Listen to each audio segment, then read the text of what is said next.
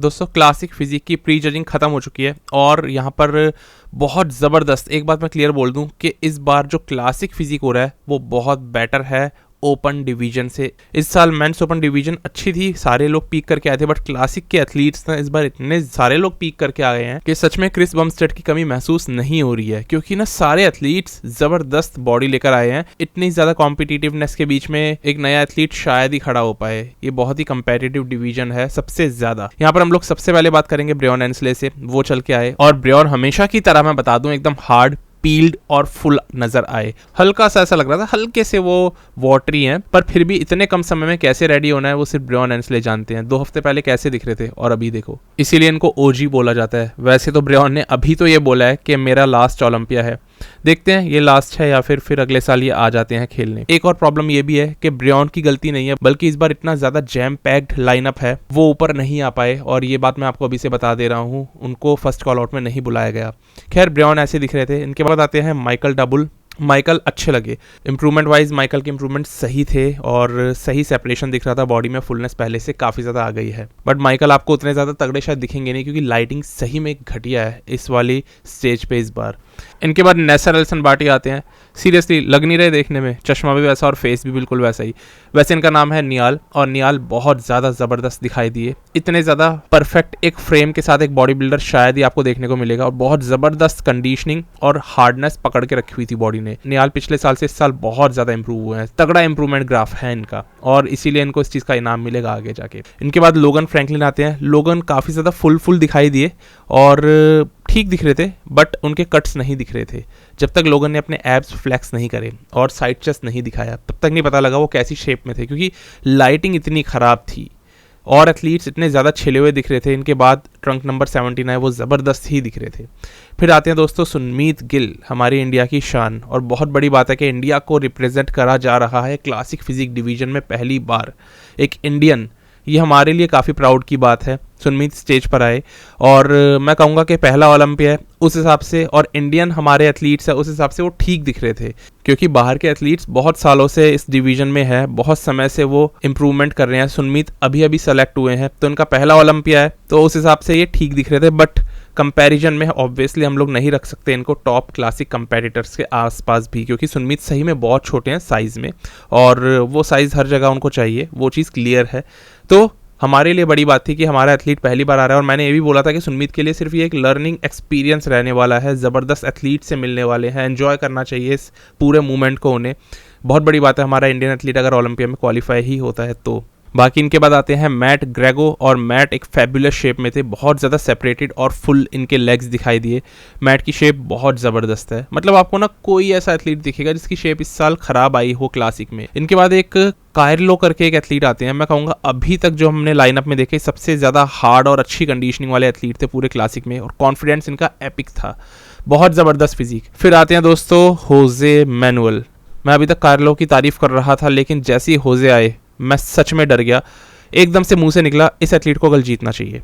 दोस्तों सोचो, मैंने अभी तक सारे एथलीट्स देखे भी नहीं है और एकदम से ऐसा कह देता हूँ। मैंने अभी तक ये समझ लो कि माइक समरफील्ड को भी नहीं देखा, बट सिर्फ इस एथलीट को देख करके एक वो कॉन्फिडेंस आता है कि ये एथलीट कल जीत सकता है, क्योंकि इनके अपडेट्स ही ऐसे थे, लग रहा था मानो ये सही में मर जाएंगे। ये मैं कोई गलत इंटेंशन से नहीं बोल रहा हूँ। जब हम बोलते हैं ना डेथ फेस, मुझे इस एथलीट के लिए लगा सही में कि ये बॉडी में कुछ बचा ही नहीं है अब निकालने के लिए। आखिर क्या चिप ऑफ हो सकता है, आखिर क्या कट ऑफ हो सकता है इस बॉडी में से। इनकी फिजिक में कुछ बचा ही नहीं था ड्राई आउट होने के लिए, और अभी भी स्टेज पे सबसे ज्यादा कोई ड्राई, सबसे ज्यादा कोई हार्ड और इनसे ज्यादा मसल्स किसी पे हो तो बता देना। होजे को देखते ही कई सारे लोगों ने इंटरनेट पे भी ये लिखना शुरू कर दिया कि यही जीतेंगे, सबको हरा डालेंगे। और होजे की फिजिक ऐसी लग रही थी कि ये मेंस ओपन बॉडी बिल्डर करके ज़्यादा अब लगने लग गए हैं। इस लेवल की हार्डनेस थी कि इतनी तेज़ लाइटिंग के अंदर भी वो हार्डनेस छुप नहीं रही थी, वो मसल सेपरेशन कम नहीं होते दिख रहा था। होजे की बॉडी कुछ नेक्स्ट लेवल की ही मसल गेन करके स्टेज पे चढ़ी है इस बार, और इसीलिए मैंने उनको इस बार 4th पे प्रिडिक्ट करा था। बट सच में ये फिजिक नंबर 1 पे आनी चाहिए। ये फिजिक में कोई कमी लगी नहीं रही है, और कमी छोड़ो यार, ये फिजिक इतनी फ्रीक नेचर के साथ में उतरी है ना, ये फ्रीकीनेस नहीं हो सकती किसी में, पूरे क्लासिक में नहीं हो सकती।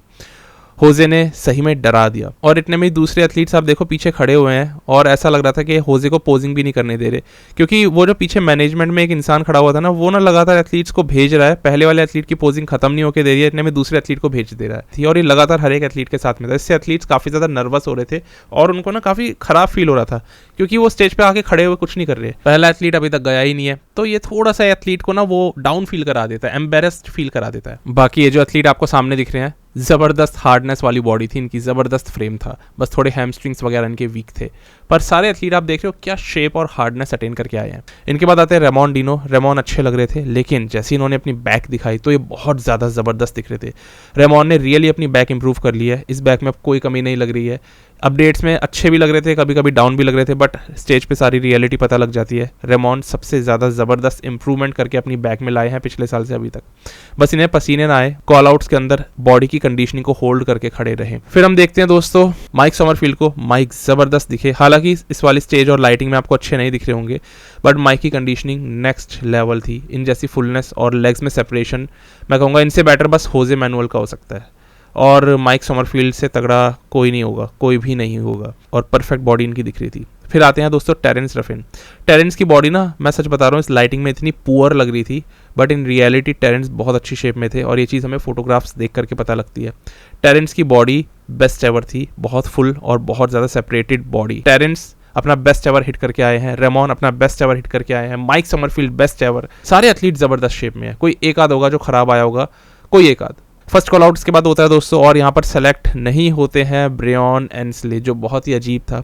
इस कॉल आउट के अंदर लगभग 8 एथलीट सेलेक्ट करते हैं जजेस, और इन 8 एथलीट्स में भी ब्रेयन एंसले नहीं सेलेक्ट हुए, यानी वो कहीं 9वें 10वें पे जाके लगेंगे। तो इसमें रेमॉन आते हैं, होजे, टेरेंस, माइक, नेसर, वही नियाल और माइकल डाबुल। सच बता रहा हूँ, होजे खड़े हुए थे इनिशियली माइक समरफील्ड के साथ, और होजे माइक को किल कर रहे थे, कम से कम इन वीडियोस में देख करके ऐसा लग रहा था। इन रियलिटी मैं कुछ नहीं कह सकता हूँ, मैं वीडियो में देख करके होजे मैनुअल को ऐसा हो रहा था कि मैंने कहा यार क्यों इनका कंपैरिजन भी करवाया जा रहा है। माइक समरफील्ड जो इतने हाइप्ड अप एक बॉडी बिल्डर इस साल रहे, ऐसा लग रहा था होजे के आगे कहीं टिक ही नहीं पा रहे। बैक के अंदर भी उतने ज़्यादा अच्छे नहीं दिख रहे थे, जबकि माइक की बैक बहुत ज़बरदस्त है, बट होजे किसी नेक्स्ट लेवल की ड्राइनेस और हार्डनेस पे चल रहे हैं।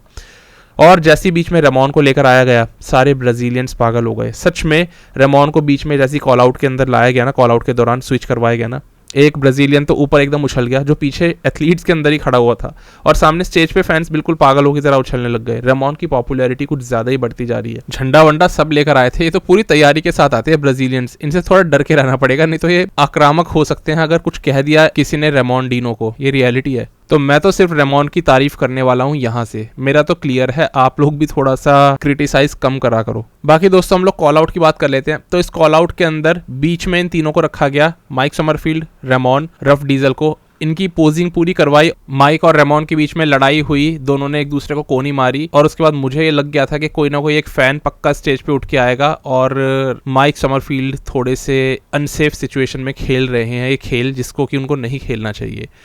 खैर दोस्तों, मजाक से हटके हम लोग बात करते हैं। यहाँ पर ना जजेस ने इनको बोला थोड़ा सा आप सेपरेट हो जाओ, अपने आप को रूम दो। इसके बाद जजेस इन सबका कॉल आउट करवाते हैं और ये बोलते हैं कि माइक, रेमॉन और टेरेंस आप तीनों पीछे चले जाओ। इससे समझ में आ रहा था कि ये तीनों तो बिल्कुल टॉप के बॉडी बिल्डर हो गए सेलेक्ट, इनमें से कोई ना कोई टॉप 3 में आएगा। और इनडायरेक्टली अब ये कॉल आउट जो फर्स्ट चल रहा था ये बन जाता है सेकंड कॉल आउट, क्योंकि टॉप के एथलीट्स चले गए, जजेस ने पीछे भेज दिया, तो अब ये सेकंड कॉल आउट टेक्निकली कहलाएगा। इसके अंदर होजे रह जाते हैं, इसका मतलब होजे कहीं ना कहीं 4th नंबर पे आ सकते हैं, क्योंकि वो इस कॉल आउट में मिड में खड़े हुए थे। फिर ये पूरा कॉल आउट चलता है और इनके बाद आते हैं ब्रेयन एंसले, तो वो टेक्निकली 3rd कॉल आउट में चले गए, ब्रेयन एंसले और लोगन फ्रैंकलिन। पर इस पॉइंट तक अब ये लग रहा था कि ब्रेयन की बॉडी और सॉफ्ट हो चुकी है, पहले ठीक आए थे, हार्ड दिख रहे थे, बट अभी बॉडी इनकी वाटरी लगने लग गई, और नतीजा ये निकला कि इस 3rd कॉल आउट के अंदर भी ब्रेयन सेंटर में नहीं बल्कि कोने में खड़े कर दिए गए, और बीच में खड़े हुए थे लोगन और मैथ्यू ग्रेगो। पर लोगन भी एग्जैक्ट सेंटर में नहीं, एग्जैक्ट सेंटर में है मैथ्यू ग्रेगो, और एक और कोई नए एथलीट आए थे ये। तो बहुत ज़्यादा अच्छी ये क्लासिक फिजिक डिवीजन इस साल नहीं गई है 2 एथलीट्स के लिए, ब्रेयन एंसले और लोगन फ्रैंकलिन के लिए। इनको मैंने कहीं ना कहीं, ब्रेयन को तो ऊपर प्रेडिक्ट करा था, बट लोगन को मैंने 8th नंबर पे प्रेडिक्ट करा था, और ये बोला था कि ये भी अच्छी प्लेसिंग मैं दे रहा हूँ, क्योंकि लोगन आते ही 13th नंबर पे है, और ओलंपिया में हमेशा रिकॉर्ड रहा है कि लोगन कभी भी एकदम ज़बरदस्त नहीं दिखे, जैसे कि ड्राई हार्ड लुक टॉप के बॉडी बिल्डर्स दिखाते हैं। कुछ अनबन रहती है लोगन और ओलंपिया की, आपको मैंने ये वाली बात भी बोली थी। लोगन ओलंपिया के लिए शायद बिल्ड नहीं है, इस कॉल आउट के अंदर जिस हिसाब से रिजल्ट्स जा रहे हैं ना, और ये थर्ड कॉल आउट में चल रहे हैं, वो भी सेंटर में नहीं खड़े हुए हैं, तो ये मान के चलो कि लोगन कहीं ना कहीं 11th 12th पोजीशन पे ही आएंगे, हो सकता है 13th पे आ जाएं। और ब्रियन का तो ऐसा लग रहा है देख करके कि वो शायद इस बार 16th पे आ जाएंगे। Like worst ever placing Brian Ansley की इस साल हो सकती है क्लासिक ओलंपिया में। और इसमें मैं सारी गलती ब्रियन की नहीं मानूंगा, कुछ तो ब्रियन हार्ड नहीं थे और कुछ ये लाइनअप ही इतना ज़्यादा डेंस है जो आज तक कभी भी नहीं रहा। बाकी ब्रियन कह तो रहे हैं मेरा आखिरी ओलंपिया है, देखते हैं रहेगा या फिर अब इसके बाद फिर अगले साल ही खेलने आ जाएंगे, ये तो वक्त बताएगा, मतलब ब्रियन बताएंगे। अब हम उस कॉल आउट की बात कर लेते हैं जिसके अंदर आए थे सुनमीत गिल। ये काफ़ी पीछे के कॉल आउट में चले गए, तो ज़रूर से इनकी प्लेसिंग जो लगेगी वो लास्ट एथलीट्स में ही आएगी, मतलब एंड में जो एथलीट्स आते हैं। बट सुनमीत को यहाँ पे सेंटर में खड़ा किया गया था और ये बाकी के जो एथलीट्स थे इनके आगे हल्के दिख रहे थे, तो सुनमीत बिल्कुल एकदम डेड लास्ट भी नहीं आया, ऐसा नहीं है कि बिल्कुल ही पीछे चले गए। जिस भी कॉल आउट में है हम लोग डेफिनेटली देख सकते हैं काफ़ी पीछे के, लेकिन फिर भी एकदम सेंटर में खड़े हुए हैं। तो इनसे नीचे के भी एथलीट्स और भी हैं, तो ये भी एक बड़ी बात है कि अपने पहले ओलंपिया में अच्छे दिखे। डेफिनेटली कई सारे लोग इनको कह रहे हैं कि नेचुरल लग रहे हैं दूसरे एथलीट्स के आगे, और वो सही बात है, वो कंपैरिजन होगा ही होगा। आप स्टेज पे चढ़े ही कंपेयर होने के लिए हो, अदरवाइज आप स्टेज पे नहीं आओगे, तो वो कंपैरिजन तो आएगा जब आप स्टेज पे आओगे। बट सुनमीत ने परफॉर्म अच्छा करा है, हम लोग उम्मीद यही करेंगे कि आगे आने वाले समय में और मसल्स इकट्ठा करके, फ्रेम बड़ा तो इनका अच्छा है ही, चेस्ट ज़बरदस्त तो है ही, जहाँ पर साइज़ चाहिए लेग्स, आर्म्स, बैक, यहाँ पर हर जगह साइज गेन करके अगले साल फिर ओलंपिया के लिए क्वालिफाई हो और सबसे कंपेटिटिव डिवीजन के अंदर ओलंपिया में वापस से खेलने के लिए उतरे। फिलहाल ये इनकी बॉडी थी। यहाँ पर अब हम चलते हैं दोस्तों आखिरी कॉल आउट पे, जो होने वाला है टॉप एथलीट्स से भरा हुआ, यानी वो टॉप एथलीट्स जो दावेदारी दिखा रहे हैं इस साल की क्लासिक फिजिक चैंपियन बनने की। तीनों में से कोई भी बन सकता है, टेरेंस रफिन, माइक समरफील्ड और रेमॉन डिनो के लिए तो ब्राजीलियंस पहले से जानते हैं कि वही बनेंगे। इन तीनों का कंपैरिजन भी देख लेते हैं। इन तीनों में सबसे पहले बीच में रखा जाता है टेरेंस रफिन को, सारे पोजेस करवाए जाते हैं क्लासिक के। फिर लाया जाता है बीच में माइक समरफील्ड को, सारे पोजेस करवाए जाते हैं। और आखिरी में लाया जाता है सबके फेवरेट ब्राजील के हीरो रेमॉन डिनो को, और फिर से सारे पोजेस। तो इसमें किसी के भी एक ऊपर आपको एक्स्ट्रा एज नहीं दिखेगी कि कौन सा बॉडी बिल्डर ज़्यादा फेवरेट है जजेस का।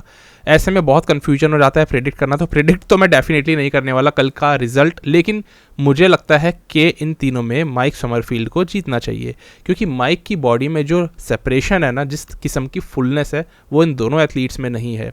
लेग्स में सेपरेशन और फुलनेस माइक की अलग लेवल पे है, और जो हार्डनेस है, जो वी टेपर है, वो ना तो रेमॉन में है और टेरेंस में अच्छी है, बट फिर भी माइक जितनी नहीं। तो सारी चीज़ें, जितने भी पॉजिटिव पॉइंट्स और बॉक्सेस को टिक कर सकते हैं, माइक ने मुझे लगता है सबसे ज़्यादा टिक किए हैं।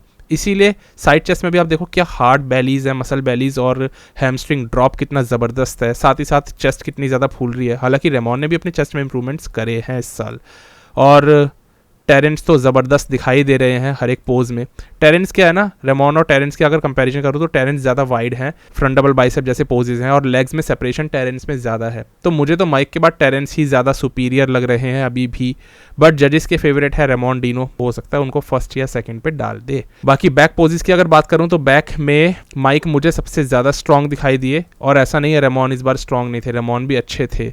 मुझे तो बल्कि टेरेंस से ज़्यादा रेमॉन अच्छे लगे बैक पोजेस में, क्योंकि फुलनेस और मास ज़्यादा है रेमॉन में। और एब्डोमिनल्स एंड थाई की अगर बात करी जाए तो माइक भी बड़े ज़बरदस्त है, रेमॉन का भी अच्छे एब्स दिखते हैं, बट रेमॉन के लेग्स थोड़े से कमज़ोर रहते हैं। टेरेंस के पास जो ये टेपर है और लेग्स का सेपरेशन, ये रेमॉन पे नहीं दिखता, तो यहाँ पे मेरे को टेरेंस ज़्यादा बेटर लग रहे हैं। शोल्डर विड्थ है, ये रेमॉन में नहीं दिखती है, इसलिए मुझे लगता है टेरेंस को सेकंड आना चाहिए। ये मैं प्रिडिक्शन नहीं कर रहा हूँ, मैं ऐसा चाहता हूँ कि ऐसा हो। बाकी आपके हिसाब से किसको फर्स्ट और सेकंड पे आना चाहिए, किसको थर्ड पे, आप ज़रूर बताना। मेरे हिसाब से माइक समरफील्ड को जीतना चाहिए और टेरेंस को सेकंड और रेमॉन को थर्ड। यह है दोस्तों प्री जजिंग के फाइनल्स, और बहुत ज़बरदस्त शेप में है तीनों ही एथलीट्स ने कमाल का काम करा है। ज़बरदस्त तरीके से क्लासिक फिजिक डिवीजन एंड हुई है। क्रिस बमस्टेड की कमी आप लोगों को लगी, महसूस हुई, बताना ज़रूर। अब मिलते हैं मेंस फिजिक की वीडियो में।